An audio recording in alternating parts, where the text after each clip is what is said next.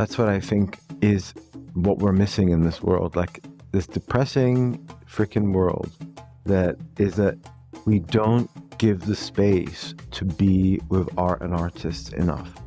Welcome to the Afikra podcast. My name is Mikey Mhenna. Today on the series, we have Dr. Omar Kholeif, who is an award-winning artist, author, curator, historian, and broadcaster, who serves as the director of collections and a senior curator at the Sharjah Art Foundation in the UAE. Omar, welcome to Afikra. It's lovely to be here. Someone yesterday said to me, "Oh, you're doing that podcast, finally." And I said, "Is that a good thing?" That's a question for you. Yeah, it is finally. It is one of those things where you are so prolific, and it's one of those things where I'm like, are there a few Omars that are producing all this stuff? So let me start with the first question. The first question is inspired by something you just said to me right before we started, which is, Mikey, make sure you say artist, because that is that is sort of the vocation or the identity that comes before all this other stuff. Author, curator, historian, broadcaster. More important than any of those things, I am an artist. Absolutely. I mean, look, I had a really, I'm on vacation, quote unquote, for the first time in my life for this month of August. And I decided that I have to walk every day, 25,000 steps or a few thousand miles, not 1,000 miles, I wish. My legs are already putting out, but I try and be accompanied in these spaces. And I was with a former colleague and I was saying, you know, the issue with all this stuff is it's just stuff in the air, like ideas, writing, artwork. The discipline of being an artist is about creativity and giving voice and shape to things. And so for me, every exhibition that I make, every book that I write is part and parcel of an artistic practice. So when I put out 5, 6, 7 books in a year, people say, well, that cancels each other out, right? There's too much with your name on it. And I'm like, well, an artist can produce 5, 6, 7 paintings in an exhibition. No one says anything about that. That's expected. And so that's how I see the way that I put out things. Some things are produced expediently and some things are produced over 5, 6, 7 years. And those different temporalities may kind of coalesce. But under the umbrella of artist, I feel safest. And also, truly, that's what I think is what we're missing in this world. Like this depressing freaking world that we don't give the space to be with art and artists enough. This idea that everyone is an artist, do you push back against that? Absolutely not. I think that society is constructed through an imaginary, and we're trying so hard to pull our societies together. Where you are now in Lebanon, look, I lived in Lebanon and I've seen many different versions of Lebanon, and there's a pull to construct a kind of civic imagination for another generation. It's the same everywhere in Britain, in the United States, in Egypt, and so forth. And one of the greatest ways to be able to activate, whether it's an individual or collective imagination, is through the process of engaging with one's creativity. And through that, we return to being to art. What I do maybe take issue with is the metrics through in which we measure artistic output and the value we attribute to it. So that's something that I'm very curious to know how you see those things. Yeah. I mean, how I see the measurement, or how how we attribute value to what is creativity, what is art. You know, is it just someone who has a great gallery? Is it someone that did a great show? Or is it someone who can use Instagram? And for me, like, or neither. Neither, exactly. recently, I was with this artist. He's an artist, but maybe his job as a graphic designer, Marwan Kabur, looking at this Instagram account that he has that is all to do with queer Arab culture. And I said, this is an artwork, this is an artwork about the language the visual language and the formal spoken language in and around queer Arab culture that you've pulled together. Now you need to find a form to output it into the world that isn't just Instagram, right? Because everything has to transmute into a different space to be felt, which is what I really want to do with my work, is to allow people to have spaces where they can feel things. So literally, this goes directly into one of the ideas that I think is a central theme in your work, which is the interaction of the virtual and the physical world, right? So do you think there is an inherent limitation of art that exists online that needs to be overcome? You know, the question of the virtual and the physical, it's like so hilarious, because we've been negotiating this question for decades. And yet for some reason, because of the financialization of certain forms of art, but also the cultural introduction of culture into the financial sphere, we're talking about it as if it's that there is actually a binary here. Yeah. The way I see it is that these worlds are intertwined, and that what is virtual and physical, they are codependent, right? We need that codependence, because codependence enables us to think about the fluidity of lived experience. What happens online can be even more visceral than what happens in a physical encounter of an object. But what I'm interested in is how we negotiate those interactions, how we measure those experiences. But I do fear this idea that somehow a generation, I mean, I realized recently that I'm old. I don't know if you've had that. Yeah. I thought I was really young still, but people tell me I'm old, and I'm sad about that. But so we should stop and say, I am having a midlife crisis, and yes, I am at an age where I could have it. And I'm asking, like, you know, there are these, it's scary. There are these kids, right, that they only can experience stuff through mediated screens, and they're happy. And a physical encounter in a gallery worries them, which is, okay, how do I speak to that? My issue is, my favorite kind of art is installation art that can trigger feelings unexpectedly. And what are we saying that for these individuals that because of their interests that we should ignore that kind of art? Yeah. My contrarian thought is like, no, actually, when you put them in that space, they're going to be so surprised that they're going to love it even more. Yeah. Because it's going to shock their system. So please do not disinvest in what we have created and fought to create, especially in quote unquote our part of the world, which is West Asia, North Africa, East Africa, South Asia, which is to create institutional structures to be able to embody these physical encounters. Okay, so I have a question about this stuff. And for those who are listening, one of the reasons why I'm bringing this up is that because you recently published this magnificent golden jewel of a book, which for the podcast listeners, I'm holding up, that literally shines. And the title is Internet _art, from the birth of the web to the rise of NFTs. And you are in many ways primarily interested in this idea. Maybe not primarily, but I would say I wrote 7 books about it. You're significantly interested. There is a deep interest in this. And so it got me thinking. I'm a musician. I think about music all the time.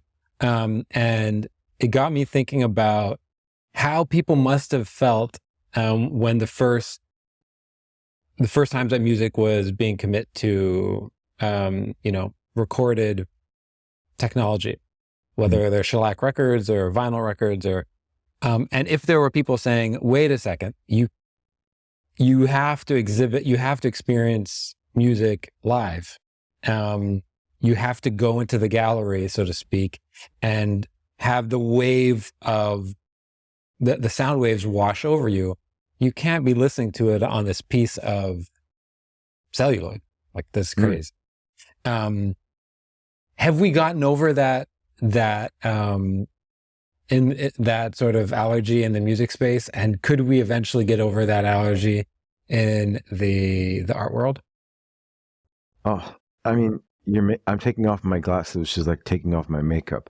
You know, like you're talking to someone who my career began like writing about music journalism. Mm-hmm. It was the internet enabled me to space to write blogs about gigs and live blog about TV shows, that from American Idol to whatever. I mean, it was banal sometimes it was magical. So you think you can dance. Oh my God, don't. That was my favorite show, and it was good in the first 2 seasons, and I was live blogging and I was making money. That's how I made my living. And it was and in actually the first book that did well for me was a book called You Are Here, Art After the Internet. And at that point, it was 2013, vinyl records had seen a resuscitation in sales. Mm-hmm. Like they had resurfaced, and I can't remember the figure. It was like 1,000%. And I was arguing that we need like Retromania. Simon Reynolds had just written Retromania as well, and Retromania is not Retromania. Retromania is actually an impulse and a desire to engage with history, and a desire to pull back and re-engage with the idea of community. Now, for me, the internet created a space. I went to high school in Saudi Arabia. I got my first computer in terms of actual physical engagement. I discuss it all in the book. Really, in my late teens, there was no visual culture whatsoever in the late 90s and early 2000s in Saudi. And I literally was trying to build and fashion an avatar for someone that when I went to college, right? Khalas, I was going to be this cool person who drank coffee and just attended gigs and did this and that. But when the real thing came, I didn't need that anymore. I didn't want it because I was so freaking excited, but it became a mechanism and tool to output, to learn, to connect. But why is it that we keep going into this digital dualism debate? It's frustrating because if we are stuck there, then we don't push forward. Like for me, music, a live experience is difficult sometimes because I have severe anxiety, which I speak about extensively. I have a book called Art and the Age of Anxiety. What I learned from all of this is that we're desperate and hungry for community, but it doesn't mean that someone like me can go to Glastonbury. Like I remember messaging Hamid Sinnon saying I would, because he was doing a performance in London that I missed, and I was wishing him luck, and whatever, and I said, I get really nervous, and I'm actually glad I'm not there because I would rather watch a recording because I get super nervous being with that many people. But I'm very comfortable on a stage because I'm by myself. I have fear of people. I have a fear of being around people. And I'm someone that's highly sensitive to everything, to sound, to being touched, to being engaged with. And that's something that I'm starting to be very open about because in a way, that's why a lot of people engage with the digital sphere, is that we are neurodivergent. We are highly sensitive. And I wouldn't even use the word on an ASD spectrum, but some people are. I won't classify myself, but the space allows for a kind of concealing of the imperfections of our being. And especially when you're born like us, someone who is interstitial in race, right? Interstitial in, it could be sexuality, gender, and we work in an ableist culture. Like Arab culture is the most ableist culture of all cultures. It's all about getting into the Ivy League school, getting that scholarship, and being the best because you're not black, you're not white, and you're not even really brown.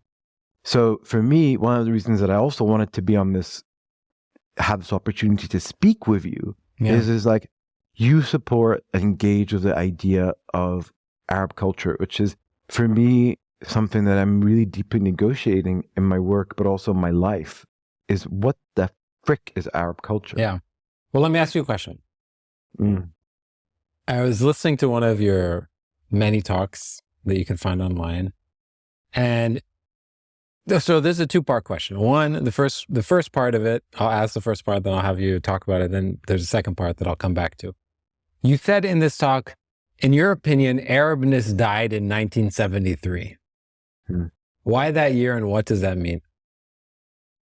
I say that because Russia Salti once said that to me, kind of. It was tied to a geopolitical conflict moment. And I basically, it's not just that Russia and I discussed this in a performative lecture. It's more to do with the fact that specifically, I believe that there was an Arabness that emerged and was very specifically tied to an impulse of modernization, but also it was tied to a quest for power.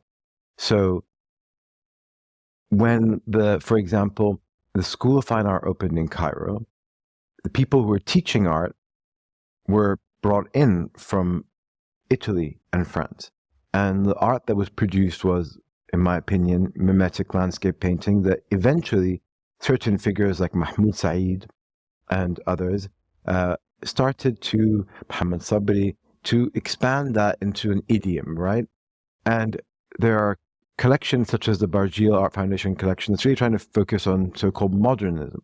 But all of that I see that's a free-flowing negotiation of what it is to be modern and Arab, how to link music and visual culture. But that was tied to what? Abdel Nasser's power play. Do we forget that Syria and Egypt were one country for 3 years, and was that not an attempt to create a unified Arab world under one ideological seat? Well, quite literally, the United Arab Republic. Exactly, the United Arab Republic. And then why do we then forget that Pan-Arabism as an ideology? One of my colleagues, Ahmed Makia, says it's a hangover, because if we think about it in a contemporary sense, all the visual culture that came out after that period has nothing to do with the aesthetic culture of what was so-called modern Arab, and which is just actually, if anything, a formal way to categorize and monetize a period in history. Our culture is like the most Creole culture of any that I know. And I've lived in South Africa. I've lived in different parts of the US. I've lived in different parts of the UK. I've never been able to find a home. I've lived in Thailand. I've lived in Egypt, in Saudi Arabia. But now that I've been living in the UAE for nearing 6 years now, I can't believe it.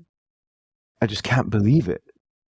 When I meet someone and I say, I feel a bit lonely here, they're like, but I speak the language. And what they mean by that is Urdu, or they mean Malay, or Tagalog.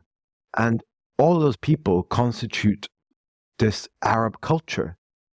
And it's a culture that in its creolization allows you to be anything. So I started to, my PhD basically was trying to argue, that Arabness has to be, in the contemporary sense, a space for becoming. We have to choose to become Arab. We cannot just be prescribed that. And that question, maybe we can come back to it, is even more heated at this particular moment, because historically, and I'm someone who identifies culturally as both British and both American, culturally as African and as Sudanese, as Egyptian, but I don't identify currently, but I may, as Arab or Middle Eastern or West Asian, because I'm not Asian. But I'm told by people that I'm Asian all the time. By people who don't live. Yeah. And I'm also like, my grandfather is a pure black man, and they're like, is he Nubian? Nope, not Nubian, Sudanese. What do you mean? You're Egyptian, you're Nubian. But I look like this, right? Yeah. And I used to use an anecdote about vitiligo, and maybe I have vitiligo, and maybe my skin didn't come in, and I make fun of it, and I wear these pins like "Ana Arabi, Black Lives Matter, she's the queen." As I love sloganeering culture, especially in art. But what are we trying to say? What are we trying to claim? Yeah. And you may know that in the US, something big is changing right now, that since 1907 that didn't exist. But maybe that's such an exciting and weird thing that maybe we can come back to. Well, what is it? Don't leave us hanging. What is that thing that's changing? Well, since 1907, Arabs have been white in America. Since that point, we have not been a protected class. And I used to work in an institution, and I have to be very careful here, where a member of the governance used to call me a very, very, very derogatory racial slur. And I was told, but you're the same. You know, they're a Jewish Holocaust survivor, and you're a Semitic white other. So y'all can just say whatever. I'm like, okay, but I don't like that racial slur. It really hurts me. And they're like, well, nothing you can do about it. But yeah. Joe Biden, in the beginning of the year, decided that he wanted to, his government wanted to change the racial categorization in the United States because of debates around this whole issue of Latinx. And I have here a proposed example of Uvenet where they have a new box that says, because Middle Eastern or North African, because they're different things, which is for me very weird to think about. And it says, first, Lebanese, you're the greatest class, you know, this tiny little country that control the Iranian, Egyptian, Syrian, Moroccan, Israeli, and then enter, for example, Algerian, Iraqi, Kurdish, etc. This is literally from, this is a government sample. Because, and the reason why are they doing this? Because they said that this Congress was the most diverse Congress in history. But if you actually look at the ethnic makeup, it's only 25% ethnically diverse, which does not reflect the country. And they realized, well, if we actually allow people to identify as racial minorities and protect them, you know, because if you're a minority, you're protected.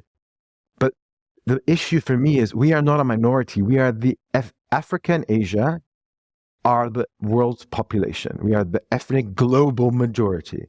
So what our issue is, we are underrepresented in the seats of power. Well, that's not one thing. I mean, it's not one place, right? Oh, it's everywhere. But Africa and Asia is not one. These are not a singular places, of course, right?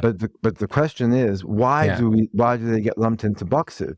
But also, if you're like me, if your dad is Sudanese, for example, why would I not take Black or African American, which includes one African American, Nigerian, Jamaican, Ethiopian, Haitian, Somali, or for example, Ghanaian, South African, Barbadian, but Barbadian is Caribbean. So for me, it's like, I want to take Black African. My point is that historically, when we want to work in institutions or to be seen, we are governed by these boxes. These boxes allow us to be protected, to be quotas to be filled, even though we're in a moment when that is changing in certain places. It's an empowering thing. But then when you enter the institution, you have to code switch, which means that if you're like me and you have a speech impediment, you have to do speech training. You have to speak slowly. So who is deciding this and why? And so then I get frustrated then that I have to become something that I haven't chosen. So, but what I'd like to kind of think about is, what does it mean to be Arab today as someone who is born in 1980 something, I will say, but someone who was born in the early 80s, who wants us to believe that there is a community that will hold us. For me, it is about choosing. And I find that choice the most powerful manifestation of that in music. Because if you think of the notion of taqsim, or the notion of like the space of improvisation in music, or the idea of multiple melodies, the contrapuntal in music as a space of becoming, that's powerful. So I think actually becoming and finding our Arabness is not going to happen in the visual sphere necessarily. I think it's going to happen in that emotional space of like being at a wedding and someone playing a song that binds or link generations, or the improvisation happens. It's not a musical thing though. It's what I feel like you're tapping into, which I don't disagree with, is more about it's popular culture that has a possibility of which has been censored and silenced. That's the issue. Like, what is a popular culture? I mean, Egypt used to have a national film center. Nitrate Film burnt it down because they didn't care. You know, the entire art, they used to say at one point, production of Egyptian cinema, which was supported by the state, was the third largest cinema after Bollywood, Hollywood, then they used to call it the Hollywood of the Nile. And it was these populist melodramas. And my own great aunt, Sharjah, was an actress. And that became a gateway and entry for me to understand a shared culture, because it was always about the possibility of different people in these melodramas finding each other through song and dance. And that culture is not ours. It was sold and doesn't exist. And so how do you recreate that? How do you rebuild that space? Okay. I want to ask you a question, since we're talking about popular culture. And since you study the internet, who is producing popular culture that is stitching together Arab identity right now in 2023? You know, for me, it's very hard to talk about. It was Mashru' Layla at a moment, because for me, they broke down social, ethnic, religious boundaries. But then what happened a couple of years ago in Egypt and their disbanding was a real wake-up call to the fact that we are being surveilled and watched, and we are being looked at for our holding a flag, a gesture, a selfie, being in a picture that someone else has taken on Instagram. So from my perspective, who is making that culture is everyone is. But we've not come to a space where there's this consolidation of, you know, a seat or a site of becoming. And the reason I mentioned, you know, music is that to dance a move with a stranger, to engage in a sense of feeling of where you're connecting in that way is a very different way than simply using language to do so. And I do believe, you know, people love to talk about the golden age, right? The 60s. But all they're talking about is a period which is like the reification of culture, where there was slightly less war. There was a period where that negotiating of form and aesthetic had taken place. And we were seeing something really innovative, which is actually why I recently helped bring this book to life, which is called Helen, Khal, Gallery 1 in Beirut in the 1960s, which is not a book about the internet, but guess what? It couldn't exist without the internet, because my interest in the internet is about how technologies enable us to connect archives, people, cultures. But what I sensed by researching and spending hundreds of hours poring over that archival material is that what became in the 1960s of a kind of Arab culture was a certain sense that we accepted this sense of creolization, of that we were multiplicitous and not necessarily ready to be defined yet. And certain artists that I work with, like Omar Kholeif, for example, who's Moroccan from Tangier but lives in Spain, will talk to me about, you know, remember the time of Andalusia, remember the architecture, remember that everyone lived in peace, and you know, it doesn't matter. And I'm like, I don't want to exist in an imaginary that cannot be constructed. How do we construct a world where we can be together? And the most I've ever experienced it was when I lived in Beirut for 1 year, because there it was 2011, roughly 2010, 2011. And what was amazing about that experience for me is that it was the first time I engaged a queer culture. It was the first time I could speak intellectually about politics without feeling that the person was going to say, stop talking now.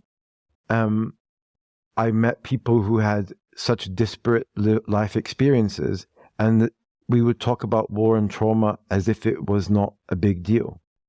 Yeah. It's interesting though, because like when I had mentioned pop culture, the first thing that you almost like, you know, inadvertently blurted out was, but it's being censored, right? That's the first thing that you said, a knee-jerk reaction.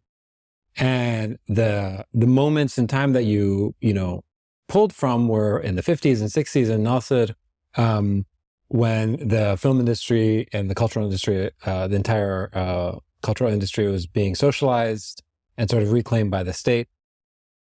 We see that across the board. We were talking, you're just mentioning about Mashru' Alayla. The internet is persistently pesky. It's hard. I love that word. I love that word, pesky. It is. It's a pesky medium. It's slippery and it's hard to control, right? Shut down Napster, Kazaa starts. LimeWire. Zlib gets shut down. There's a million Russian random Zlib sites. We're going to stop TikTok. Yallah. We'll have another version of it. WhatsApp video calling doesn't work. Don't worry. We'll figure out a VPN.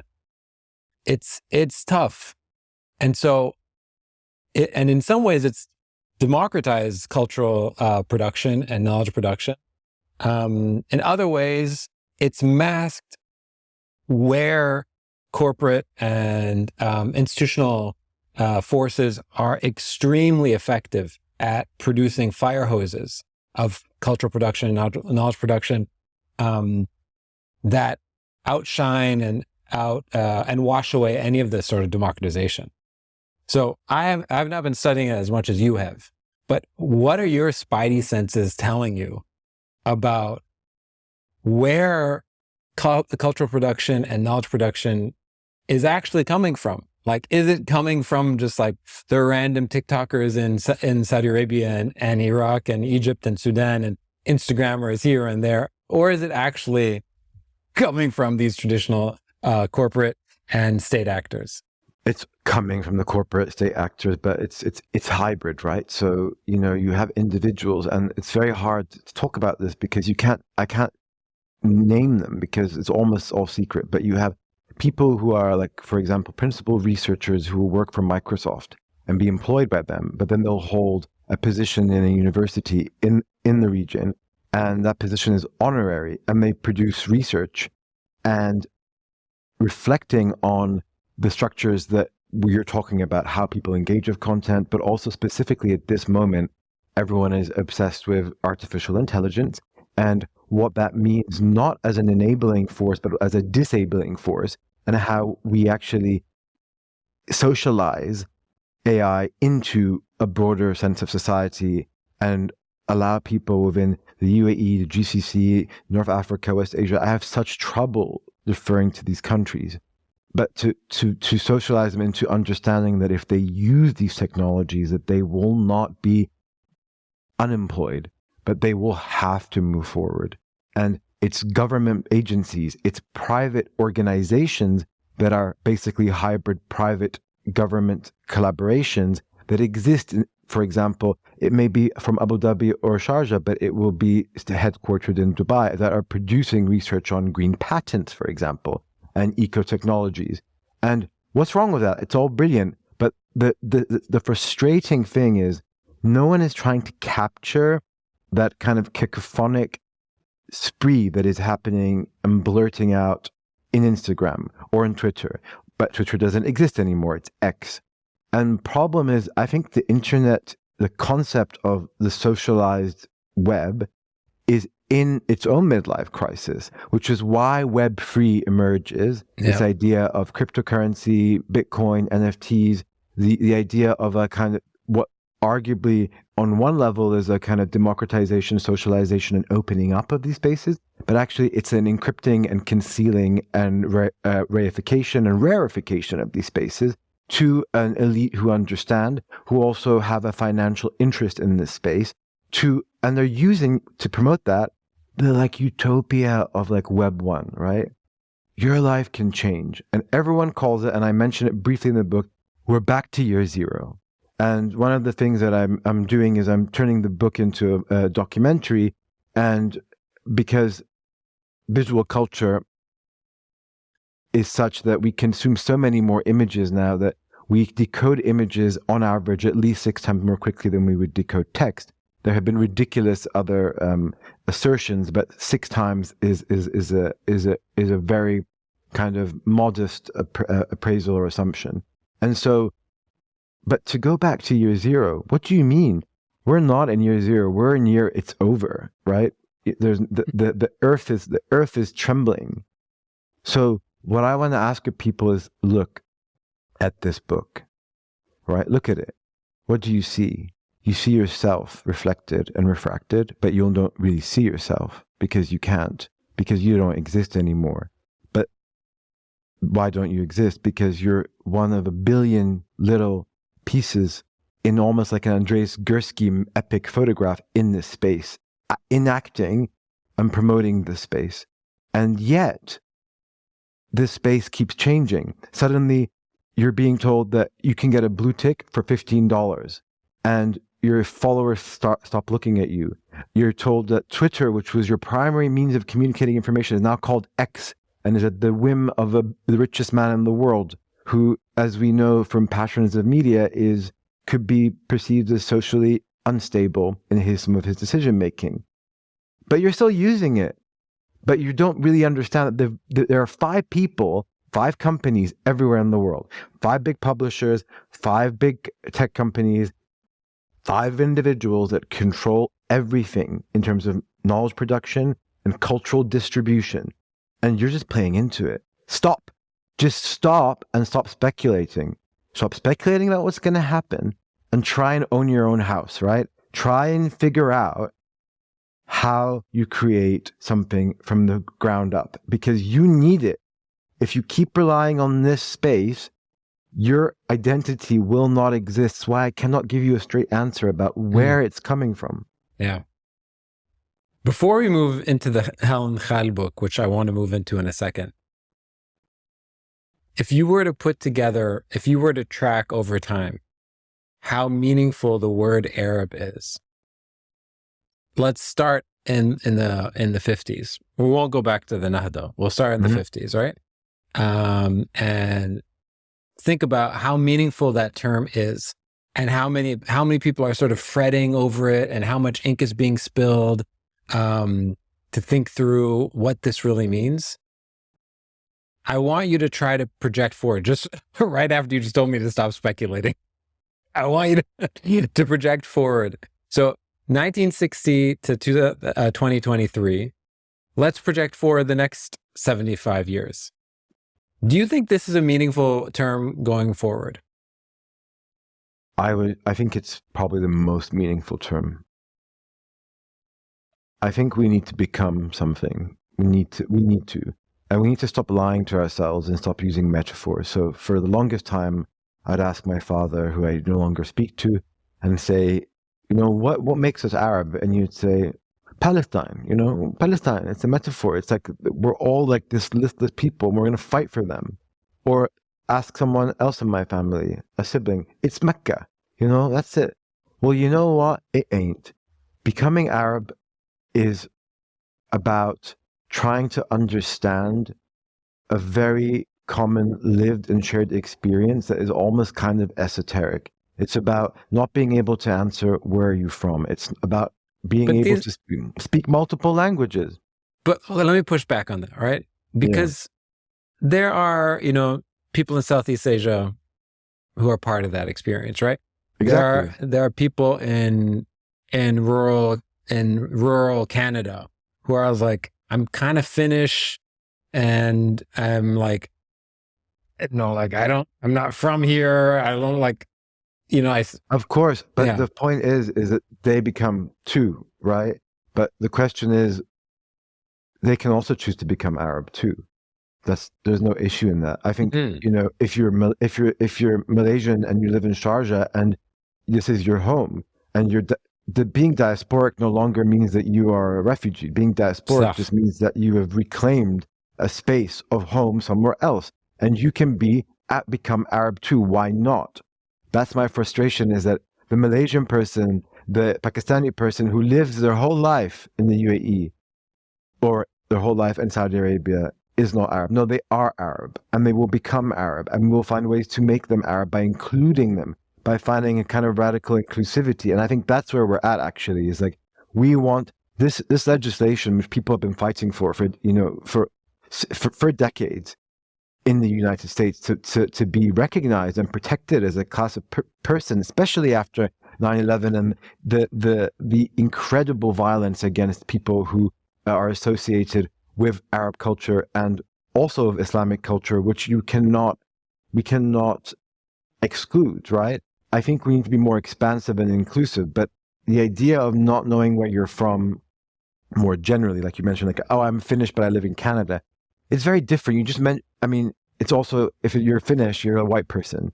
My issue is, I'm actually a black person. I'm actually technically, ethnically black, but I have no protection against that. Yeah, I have no right to identify as that. And for me, like gospel music, I remember being in a gospel choir, and then when I moved to Chicago, I was joining a gospel choir, and said, "What you doing joining a gospel choir?" Like, I'm like, "Excuse me, like, that's my thing, you know."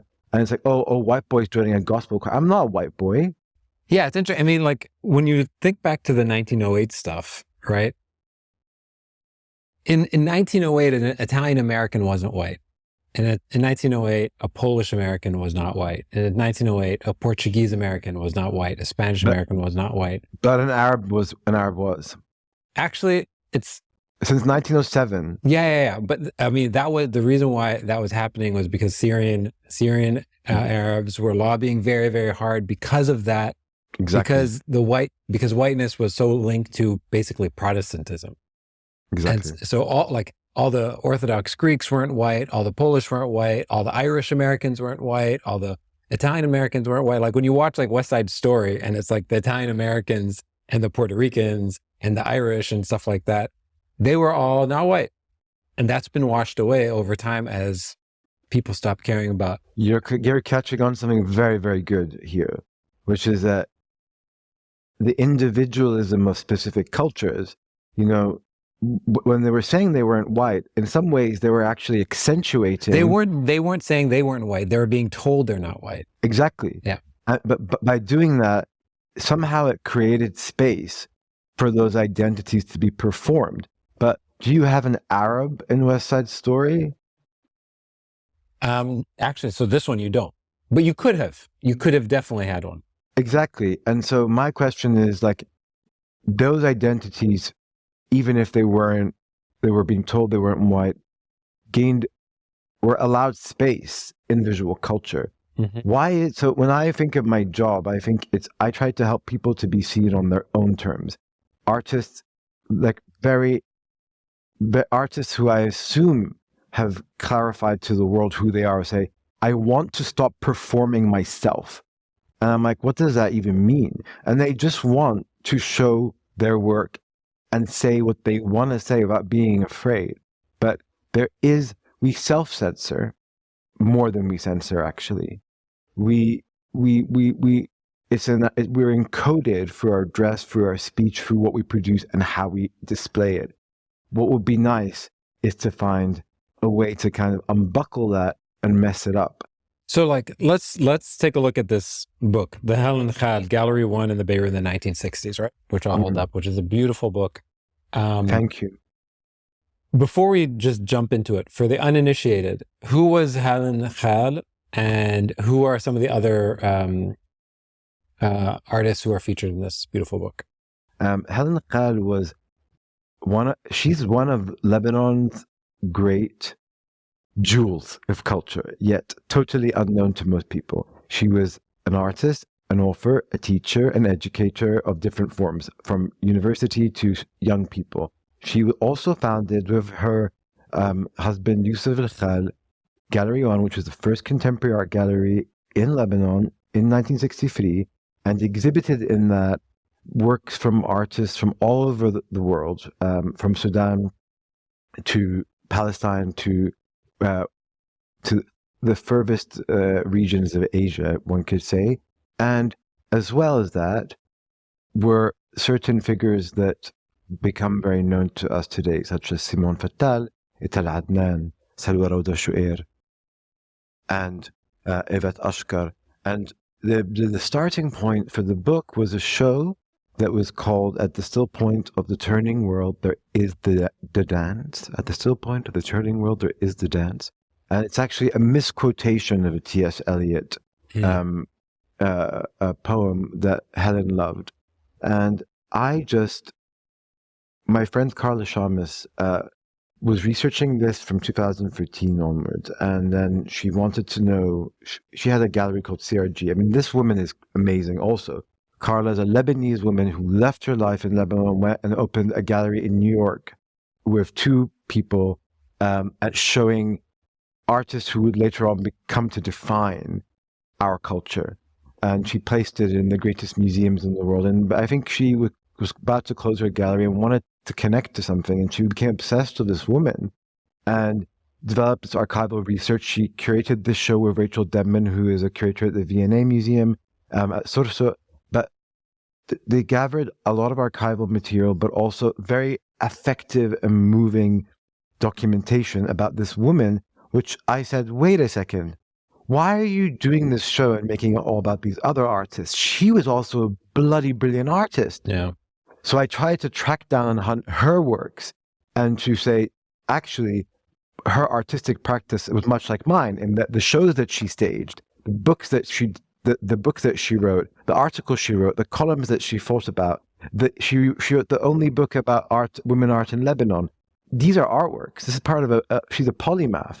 And why is it that for some reason, because she was in the critical sphere of being a gallerist, curator, or for people said, oh, she's not that great an artist, but she was an incredible artist, but she was not of the means of some of the other figures who were in the show. And so her work was more fragile, delicate, and also she had a very tragic and public divorce, which led to her two children being taken away from her. And she, let's just say in that solitude, she could not survive in Lebanon and returned back to the United States. She was born in Pennsylvania. And she actually worked at a place called Aleph Gallery in DC at one point. And Rasha Saldi told me that she actually worked with her. And her best friend, Uget Kaland, who is my biggest inspiration, probably. I love Uget. Uget is like, for me, like the essential ingredient in any dish, right? Like, I cannot do a show about Uget. I cannot live without looking at Uget. She made me realize that my body, I could transcend it. That's the thing. We're talking about virtual and digital. I look at a Uget painting, like the Bribe de Corps from the 70s, and I feel like my body is disentangling and disemboweling itself, and my gender is gone, And this woman is everything. She's our history. She's the daughter of the first president. Okay, she's Arab, but she doesn't want to be boxed as anything. And so Helen Khal's best friend in later life and most of her life was Uget Kaland. They shared studios together. And so I tried to kind of also show some documentation that linked their friendship and how important it was to both their creative practices. But what you really see is this kind of amazing moment in the 60s, which many other incredible scholars have been researching too, Kirsten Scheid, Hannah Feldman, Sam Bardouet, and Till Felrif also. But this specific show is really an obsession of one woman, Carla Shamus, with this one woman trying to understand what happened then. Why was Lebanon so amazing? And why was the Arab world so amazing? And what happened to it? And so I said, well, let me bring it together for you, because she was not going to publish it, from my understanding. And I said, I have to bring it. Yeah. And it's, for me, just to look at it. Don't have to read it. People, if you buy it, by the way, we subsidized it to make it so affordable that we're actually selling it at a loss. But all I care about is that when you look in those pages, you enter a world. Yeah, and that for me is important. It is really quite spectacular, I have to say. I was sitting here with one of our colleagues, Reem, and we were sort of just like marveling over how well it's put together. But how do you relate? Like, how do you feel? Like, when you look at a book like that, are you nostalgic? Because people say nostalgia is bad. I'm not nostalgic at all. Actually, that sentence that you just said of like, oh, how amazing the Arab world was and why isn't it so amazing? For me, I don't feel that feeling at all. Well, that's the thing, because this is not, I was quoting my friend Carla Shamus. But it's interesting because we never lived it, right? We never saw it. We never felt it. So I say, how can we even say that? We didn't live that. But even I'm to the degree one can be confident of anything, that they didn't directly experience. I know that it wasn't amazing. Well, if you're a historian, Yeah. you can look in between the interstices of the storytelling, right? And the media. But what's nice, it's like the 60s for the Arab world are like what Web 1 is to the internet. It's the space to go back to and look and to create a utopia, to create a space of utopic potential. And that's why those research interests for me are interconnected, because all I want to do is create a world where we can look and feel things together that somehow have beauty. And I just feel like I haven't achieved that yet. And I'm dying to feel it. Yeah. But I think you are much more chill and vibing with it all than I am. Well, like the second half of the sentence was that I know that it wasn't amazing, and that's totally fine because it's never amazing. And that gives me more comfort about the degree to which right now is not amazing. Well, that's, and so you admit that right now is not amazing. Of course not. And can I ask, how are we gonna, you and me, okay? We are from different disciplinary backgrounds, but you know, you've created this space for us to encounter. Yeah. What can we make of this beyond just adding to a library? How can we take this conversation bigger, to a wider sphere? What do we need to enact to do so? What do you think? I mean, I've kind of showed you my hand, right? The whole organization that I'm trying to help build, and this movement that I'm trying to help enact is kind of my playbook. But movement, I want to know, like, every movement has to have a core, okay, if you're the leader, then what are the core tenets and ideologies that we need people like me to give? Oh, I can tell you them. Tell me.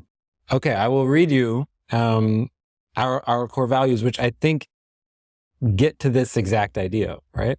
And it's funny, usually when I talk to people about Afikra, they don't kind of get what we're doing. Like you, in our last conversation, we were talking about, like, you know, Arabness and all this stuff. And I don't know if you remember saying this, but you're like, Mikey, this is essentially what you're trying to do. Clearly, like, it's so obvious what you're doing here. You're trying to engage a massive public of people who say that they care about this word to actually try to define it collectively. Exactly. No, I think you are, but I want to hear them. Yeah. So the core values, I'll tell you what they are. So the first is contribution over consumption, which is to say that we're trying to get people to actually get in the game and to start contributing to this narrative, instead of just saying, oh, it's problematic, but still consuming it. It's saying, okay, Teb, if it's problematic, please suggest new information, add to this patchwork. Community over exclusivity, which is to say that being a part of the team that defines what the Arab world isn't for everyone, but it is for anyone. I like this, for anyone, because it means that one can self-identify and choose, right? Which will bring me to the next one, which is this is the thing that matters to me, I think, most, which is interest over identity. I actively do not care about identity, and encourage people to define themselves by their own interests. And I will quote the great late American philosopher Christopher Wallace, otherwise known as Notorious B.I.G., in his song Big Papa, when he says, "Tell me what your interests are and who you be with," which is to say, that is how you should define yourself. Who is your community and what are your interests? As opposed to just like the rest of the line is, what's your shape and what's your size, which is straight up identity. These like very static, meaningless, shallow, narrow things. So interest over identity. Yeah, sorry, go ahead. Do you think we could use that idea to create a movement that can also change the political imaginary, though? Because that's really what if we can do that, that is exactly the issue with politics in this region, is it's all about the identity of the person. Well, I mean, this is I mean, when people say, Afikra is not a political, you guys don't like politics. I always say you're misunderstanding the entire point.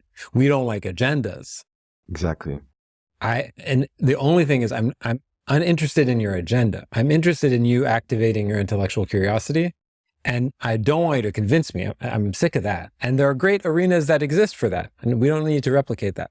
What I am interested in, what I'm primarily concerned with, is getting the millions of people who say that they care about the Arab world, care about what those two words mean, to activate their interest in this region and activate and view it as a stake, like the other word of interest, right? Have a stake in this place and actively contribute towards it. And not in any promotional sense, but of course in a political sense. You can't not be political. If you buy a cup of coffee, you're being political. So if you're going to use language, you're being political. And so be political, go for it. But do it with your interests and not with your identity. So that's what we do. I think I feel like emotional about it, because what you're suggesting also kind of creates a semblance of what would be home, right? For people, like you create a home through shared interests. And what you're saying also is that our identities become shared bodies. We embody each other. We're embodying each other through a shared set of interests that keep pushing.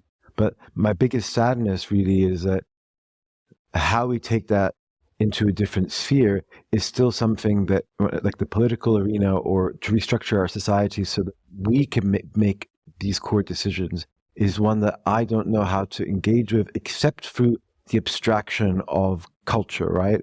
Yeah. Because I started the first UK Arab Film Festival in 2009, and it's now called Safar. And I remember when I did this like on top of 3 other jobs. Yeah. And I just did it because my mother, like, I just wanted to connect with my mother. It was really difficult because I was born on her birthday. She left at 11. We did no relationship. And she just said to me, I really want to bring Hassan Fahmy, who's a known Egyptian actor, who's someone who is the chair of the Cairo Film Festival, to give a talk at one of your museum things. And so I made this festival for her. And we brought him over. And I needed to find the print of Khali Balak bin Zuzu. Impossible to find, but I found a digitized version at a university in Southwest England, and I showed it. And when he came, it was the first time in my life that I think I ever had taken a picture with both my mother and father, because this was important, this moment. Yeah. And that was powerful for me. It changed me. My partner, my husband, was there. They didn't acknowledge him, but he was there to see that and understand that we have a shared culture. So thank you for creating some context for me to think about this. Yeah.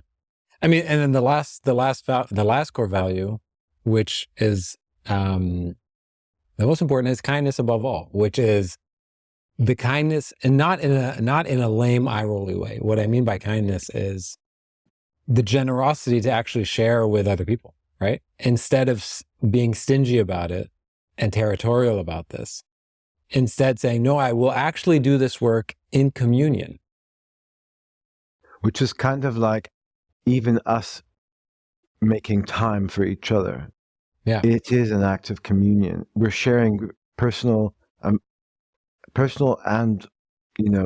thoughtful reflections together. But that's why what I like is we have space to hear each other as well, but also to share very weird things that are part of our culture too, right? Like, cosplay, or, like who's doing cosplay, who's using a VPN and how are people representing themselves on dating apps in the Arab world, and what's the obsession with certain kinds of positions of representation or ways of representation. All of that is part of our culture too. For sure. And it's exciting to explore it. And I'm going to explore it. I'm finally going to try this year to write up my PhD, which was about what it means to become Arab, into a book, because I feel like this is the moment more than ever that we need to know the tenets for which we can connect. And you have expressed your values, which I agree with, but also I think other people's interests coming into that need to be expressed. For example, here, I've been reading Kirsten Scheid's Phantasmic Objects, right? Yeah, of course. Which, I've been waiting for this for about 10 years or more. I mean, I love this woman. And there are moments where I cry because I know these people. I can feel it, like I'm in this experience. Yeah. And even if it's the 1950s, right? Yeah. For the listeners, there's a really good interview with Kirsten Scheid that we published a couple months ago, which is awesome. And her book is amazing, Phantasmic Objects. I love it. Okay, let's do the quick Q&A, and then we will come to a close. So first question is, what are you reading and watching right now? You just mentioned Phantasmic Objects, but is there anything else? Of course. So I try not to sleep very much. I think sleeping is really boring. So I watch a lot of content because I produce a lot of content. With AI speculation and whatnot, there is a historic writers and actors strike, and there also seems to be like a dearth of content generally. And I feel like I broke the internet, or I broke Netflix, and I've watched everything. But so I've been going back to stuff, and I've been rewatching Atlanta, which is my favorite TV show ever. I feel like that is my life, basically. I want to collaborate with Childish Gambino. Hello, Childish Gambino. Hello, welcome. Become part of my world. And the other person that's really, really like affected me is Mindy Kaling. You know, who made. Of course. Whereas we need, I am the Arab Mindy Kaling. I think, I want to make all those shows about college, sex life for our people. And our people, I mean, like just this little tweaks of cultural specificity, but. So I've been watching those because they give me comfort and joy and a sense of safety. But I read every day, and I write every day. And I'm currently reading a number of books. I can't read one book at a time ever. But the book that really stands out, that's right in front of me, is a book called A Flat Place by Noreen Masoud, which is, and it might not be pronounced Masoud because she's from Pakistan, but Masoud. It's published by Hamish Hamilton, and it's a book about complex post-traumatic stress disorder that is not about that. It's about a person who grows up somewhere and who moves to Britain and realizes that in the simplest way, she articulates how the prevalence of trauma in one's life can change the very ocular sense of being in the world. And so flat places offer comfort and landscapes offer comfort. And it's just so evocative, a book. And I wish I could write something as good as this. Who would you love to shadow for a day, past or present? I think I kind of suggested it a little bit. I mean, I knew Get Galland when she was alive, but not in the peak of her life. I would have loved to just shadow her in Paris in the late 70s. Or even in the late 80s and early 90s in Los Angeles, and see the scene she created. But if it was someone alive, I say this all the time, I'd love to just spend the day with Mark Zuckerberg because I just need to understand. This is the person that creates the socialization for all of our world. And I want to just hang out. And I've told him, listen, Mark, I'm happy to work for you for 2 to 3 years. I'll take a couple of $1 million, help me buy my house. I'll explain to you all the ethical issues of your companies, and sort it all out for you, and then bye-bye. But I haven't got a call yet, so maybe I can just shadow him in some leadership management MBA program or something. I don't know.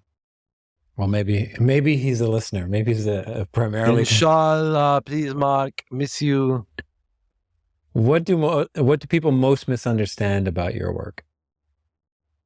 That I'm really vulnerable, not confident, insecure, and scared about putting every single thing that I do out into the world.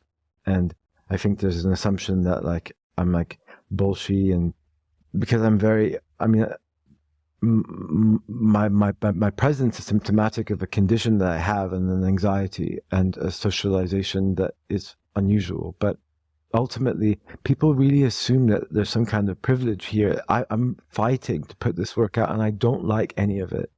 I still wake up every day with the dream to create that perfect sentence or to find a way to make that perfect picture.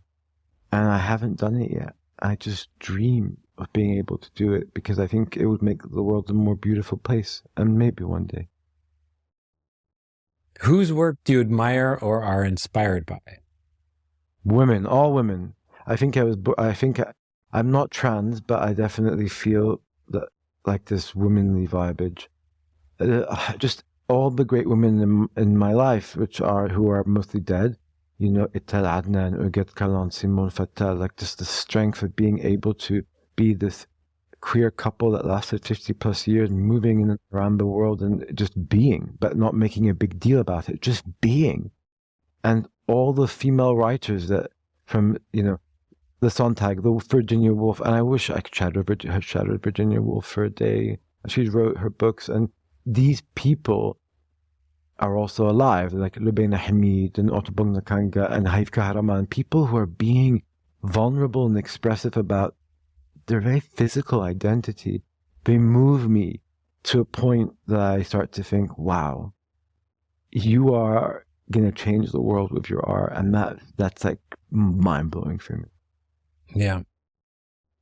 Ahmad, thank you so much for even doing this. I appreciate this so much. But before I say bye to you, I just want to tell people that you can find the 40 plus books that you've been involved with all over the place. You can listen to the podcast. You can find Omar Kholeif on social media. The podcast is called the Art Post 21 podcast, which is part of a platform that you conceived in 2012. Ahmad, thank you so much. Anjad, thank you so much for doing this. I could talk to you for hours. I think we should reconvene at some point. I should read you some poetry. That's the last thing that I said that I believe that we need in this world. I think poetry is such a binding force for our culture, and poetry in English and in Arabic. And I hope that even my freewheeling presence and my inabilities to actually answer any of your questions, that there is some lyric and prose within that might inspire a trajectory, a door to open for someone. And I really want those doors and pathways to open for us all.